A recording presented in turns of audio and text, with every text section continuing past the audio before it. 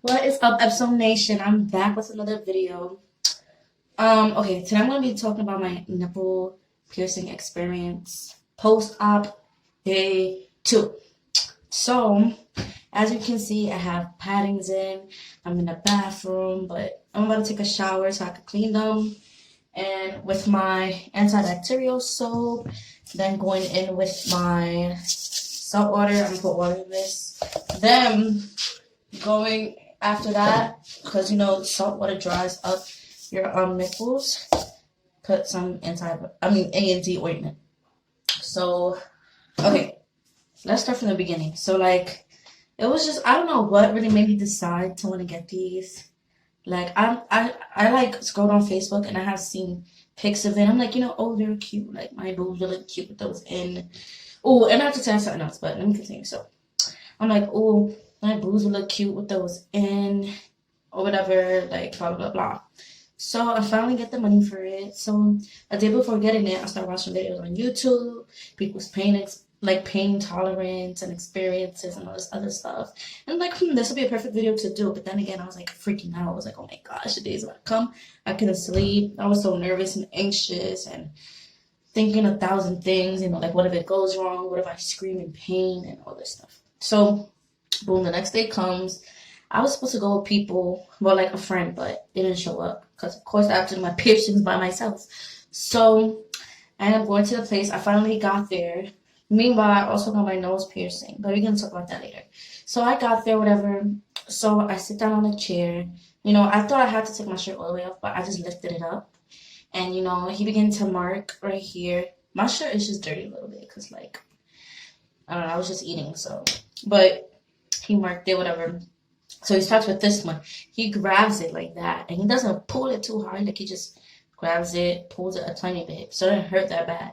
People usually say that, oh, the clamping part hurts. That means you're going to a rough piercer because my piercer is really gentle and like, you know what I'm saying? Before we start the piercing, I asked him what needle was he using, and he said he was using a 16 gauge. And people usually get pierced with like a 14 gauge, I think, or like a 12 gauge. But he used a 16 gauge, which I thought was convenient. So, yeah. So that's like I think the thickest needle you could use for nipple piercing. I'm not sure, but I know it's thick. So, yeah. So he grabs it, whatever, and not too hard, but just enough. I made sure that he marked the actual nipple because I saw videos of people saying that people get pierced on their areola, like too far back, and I didn't want that, so I made sure it was like on the actual nipple. And he did it. He put it through on the side first, and I was like, ooh, like that. I did that, like, and it wasn't so bad, but it was just, oh my god, like, whew, like that. So, and then he did this one. This one hurt it. This one I'll give a 6 out of 10. And he went to this one. This one was an 8 out of 10. An 8.5 out of 10. I was like, oh, like that. But I didn't scream like I was in scorching pain. Like, ah. It was just a, oh, sensation like that. So, whatever. And then it hurt it a little bit more when he like, because the needle was there, but then he had to put the actual nipple ring in. So when he pushes it over, he had to like, that part was a little bit painful. But, y'all, overall, I'll give this piercing a 6 out of 10. It wasn't that bad until after. That's when the stinging began. It started burning like crazy. Like it was burning so bad, but I take pain pretty good, but it was burning so bad. The guy was like, oh, you take this pain good. Like, so y'all, it's just the stinging after part. And it stopped stinging like towards the nighttime. It wasn't like too bad. But I'm used to sleeping on my stomach, but I had to sleep on my side because I didn't want to apply pressure and stuff. But every time I clean this one, it bleeds a little bit on the side, but it's only day 2, so I hope the bleeding stops as the days pass on. And yeah, so far I'm doing good. So I'm out of shower, cleaning it, so it wasn't too bad of an experience. I was alone. Then I know this doesn't have nothing to do with the video, but I got my nose pierced, and this is more painful than my boobs right now, like honestly. So like, I got upset because the guy didn't put in a curved needle. Like usually for my nose rings, I get like the needle straight, but then curved like that in the bottom, so a bit like that, and then curved so it doesn't slip out. But this time he put a straight needle, and those tend to come out a lot. So I was laying down, and I accidentally hit my nose, and it came out, and like my nose starts shooting out blood. Like, it starts shooting out blood. And I'm just like, oh, like, gushing. And, like, now it's just red and irritated. And all you have to see it. And it's just, like, painful. But, yeah, overall, guys, I highly recommend because it looks cute.